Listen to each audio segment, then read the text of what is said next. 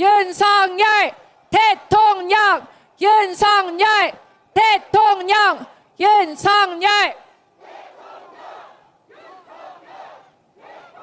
네, 감사합니다. 주제가 세대 통합 그리고 하이브리드 전쟁이라는 말씀을 드렸습니다. 하이브리드 전쟁이라는 말은 우리 대통령님께서 새해에 여러분들께 보내는 자필 편지를 통해서 직접 말씀하신 내용이죠. 드럼통 타이거님께서 하이브리드 전쟁에 대해서 말씀을 주셨는데요. 하이브리드 무슨 뜻일까요? 여러분들 그 승용차 운전하시는 분들 하이브리드 차라는 단어 아시죠? 그게 뭐냐면은 가솔린 차하고 전기차가 합쳐진 거죠. 두 가지 이상의 기능이 합쳐진 것, 이게 사전적인 의미의 하이브리드입니다. 자, 맞지요? 하이브리드는 여러 가지 기능이 합쳐진 건데, 그렇다면 현대의 하이브리드 전쟁이란 무엇이냐? 대통령께서 말씀하시는 하이브리드 전쟁은 총칼 없는 현대의 전면전, 이것을 하이브리드 전쟁이라고 합니다. 무엇이 합쳐졌길래 하이브리드 전쟁일까요? 사이버전, 법률전, 언론전, 이데올로기전, 정부전, 심리전, 문화전, 이 모든 총칼 없는 현대의 전쟁, 이것이 바로 하이브리드 전쟁입니다. 이 하이브리드 전쟁으로 대한민국이 넘어가고 있다면 이것이 비상사태가 아니겠습니까? 대통령께서는 그래서 하이브리드 전쟁에서 앞장서서 싸우고 계신 것이고, 여러분이 들고 있는 피켓처럼 이제는 국민이 싸워야 되는 것입니다.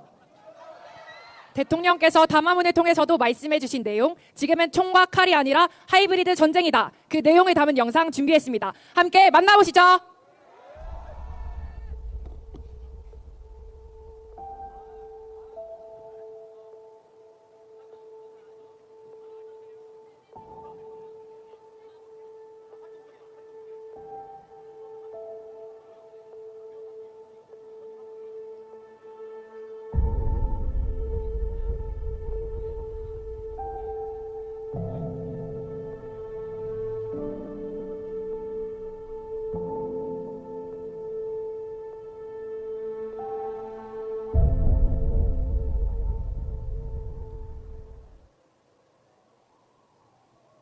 고유의 번영을 지속하고 미래 세대에 이어주려면 자유와 법치의 가치를 공유하는 국가들과의 연대가 특히 중요합니다.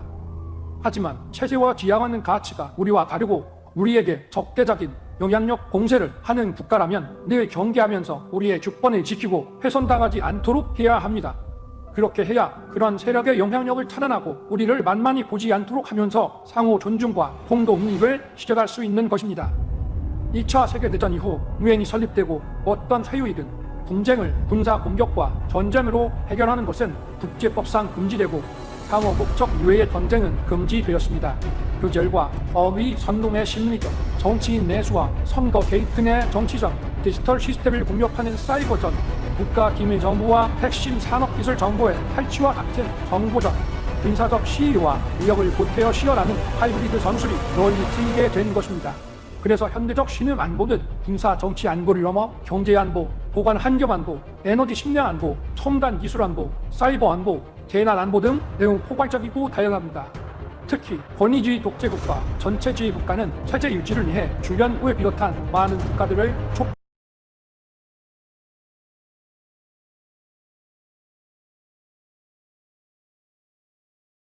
연대를 붕괴시키고 스스로 외교 본파를 자초합니다.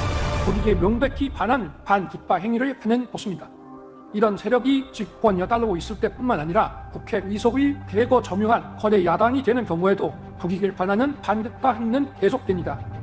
선거 조작으로 언제든 국회 의석은 계획한 대로 차지할 수 있다든가 행정권에 접수할 수 있다고 자신한다면 못할 일이 뭐가 있겠습니까? 우리나라 선거에서 대정선거의 증거는 너무나 많습니다. 이를 가능케 하는 선관위의 엉터리 시스템도 다 드러났습니다. 선거 후순에 투표한 검표에서 엄청난 가짜 투표지가 발견되었고, 선관위의 전산 시스템이 핵심과 조작의 위반비이고 정상적인 국가기관 전산 시스템의 기준에 현격히 미달한데도 이를 수정하려는 어떠한 노력도 하지 않을 뿐 아니라 발표된 투표자 수와 출기의 투표자 수의 일치 여부에 대한 검증과 확인을 거부한다면 초체적인 부정선거 시스템이 가동된 것입니다. 이는 국민의 주권을 고집지 않은 행위이고 자유민주주의를 붕괴시키는 행위입니다.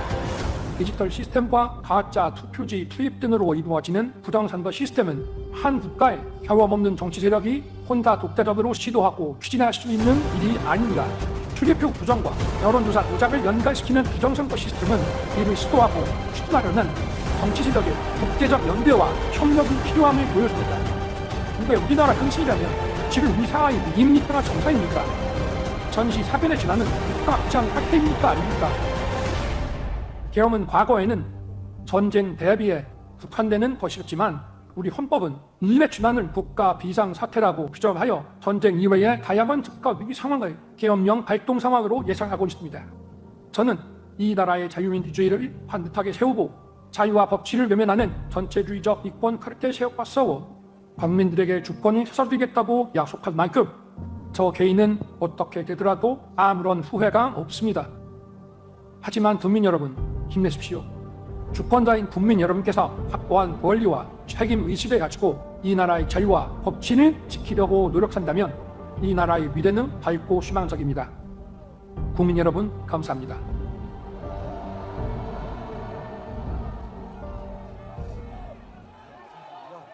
윤석열 대통령, 윤석열 대통령, 윤석열 대통령.